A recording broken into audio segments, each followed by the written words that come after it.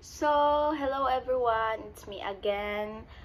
Welcome back sa ato ang programming tutorials. I am J Divine Arquiles again.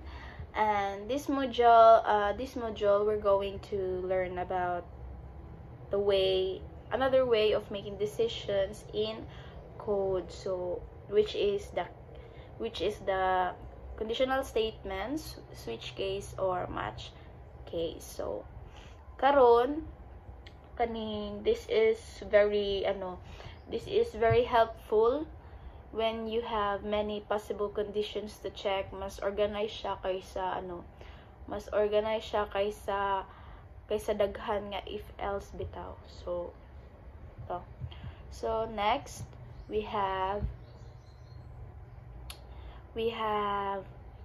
explanation about switch case. So switch case and match case. So ang switch case is a Java or match case is a Python. So it allows your program to choose between multiple options based on the value of a single variable. So kana siya is makita ra gyud na masabtan na gyud na pag naa na gyud code. So kani siya is what is switch case or match case. A switch in Java or match in Python is used when you want to compare a variable against many fixed values. So natay Java syntax o Python syntax. Ang kanang switch niya mao ni siya magkuan na kag variable diri. Kibali og day imuhang ibutang diri. Mag case kuan ka diri. Case Monday, Tuesday, Wednesday, ana dira. Then, ang ganang break is para ma-stop na mo ang looping. Bali, ma-stop na siya dira na siya taman. So, ang default niya, code if no match.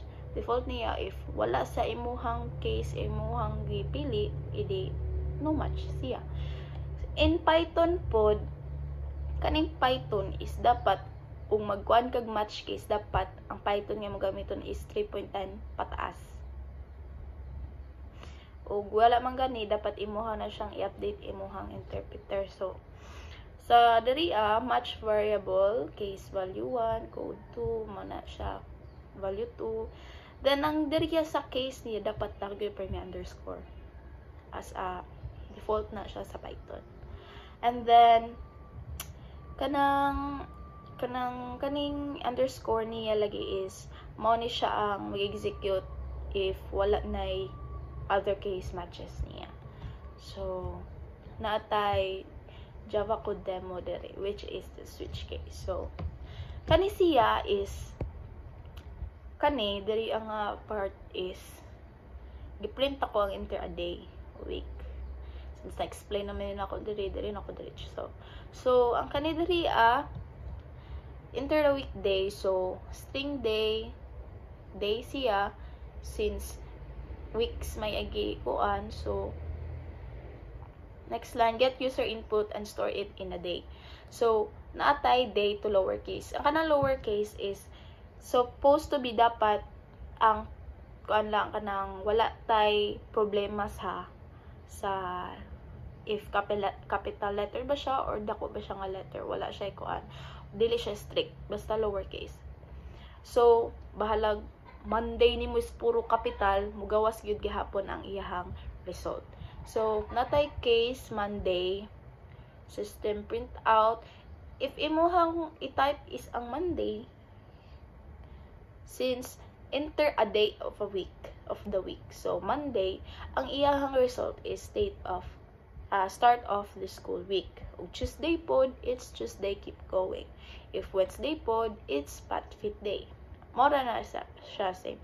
Ug mingon pug ka og naa kay adlaw mingon kag November, di gyud ni siya mo dili gyud mo gawas ni mga ingon ani. Instead of ingon ani ang mo gawas, invalid day input ang mo gawas. So please enter a valid day of the week. So mo na dayon to siya nga ma-close na dayon siya kana siya. So taya na to og mao ba gyud siya.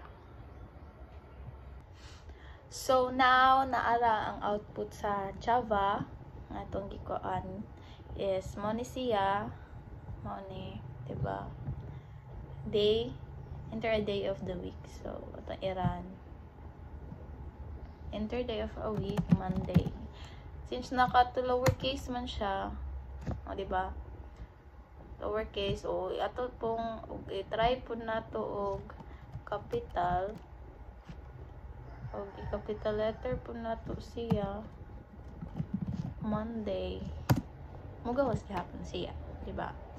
Mugawas gihapon siya, start of the school week. Diba? Diba? Nice. Then, ug mingon po tag buwan. Buwan na to'y butang. Mingon tag January. January. And valid day input. Please enter a valid day of the week. Mo na siya. So, very, kung ano kaayo, very simple na kayo ang switch case. Ganun siya sa Java. Then, sa Python, ito sa may, sa iyahang result niya. So, ang capitalized, either dako or gamay, or puro capital. So, since sa kaning example na ako dali, diba? M is gamay, then dako na din ang Monday. So, gawas kaya po na result. So, kibali, i-Monday lang na to, ang small letter tanan, magawas kaya po siya. Same na ito sa Java. Pero ang katong Java is, daghan pa siya, chichiboriche, lowercase chucho, ana. Ang kani siya is, capitalized lang ang kinahanglan para, pwede siya gamay, pwede pa siya dako. And then, let's try a sample menu system. So, the user selects a number and the program shows what item was selected. So, ito Java dere. Java, switch menu ito ang class.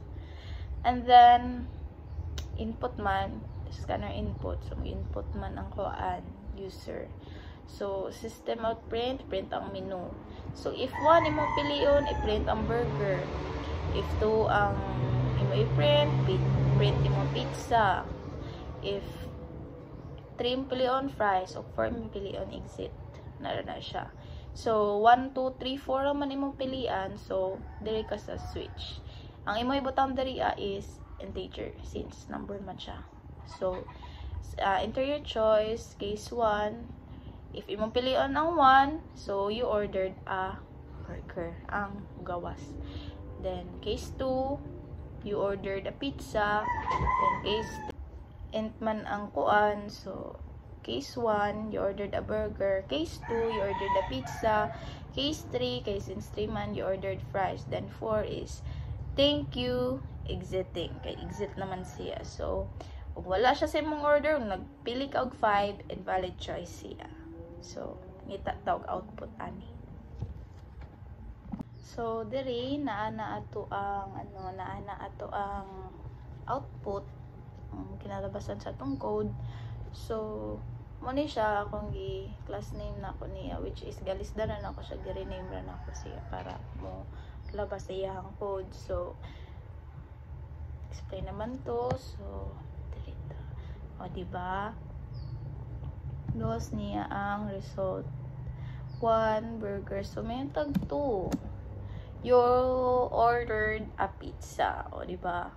So, umingon po tag 5. Nawa may 5. Nakay wala may 5. Invalid choice siya. Anara siya. Then, when it comes to Python sub, ang Python na to is, same rin gihapon. Same lang siya. Int man siya. Since 1, 2, 3, 4 man ang atong ibutang sa iyahang enter your choice. Yan na lang siya. Very simple lang kaayo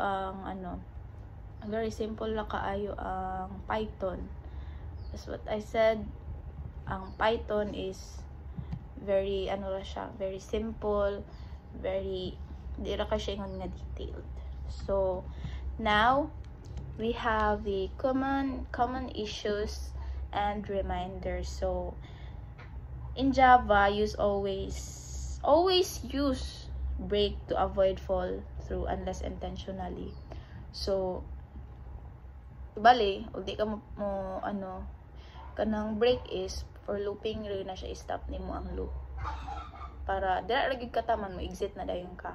Then sa Python, use case. So underscore na siya as the default case. So always remember and reminders lang nga ang match case only works in Python 3.10 pataas. So if, as what I said kanina, kanang if ever nga magamit magaling mo match case, update your interpreter if needed gud siya. So karon, this is the last video of mine. So kuan lang ta recap time. So switch in Java and match in Python makes our code cleaner for multiple conditions and use them when checking one variable against many possible values. So there are very easier to read than long if else chains. So try pod mo use og switch or match case to build a simple menu program. So that's a wrap up our third module, switch case match case. So thanks for watching and joining us sa buong tutorial series. Adios, bye bye, thank you.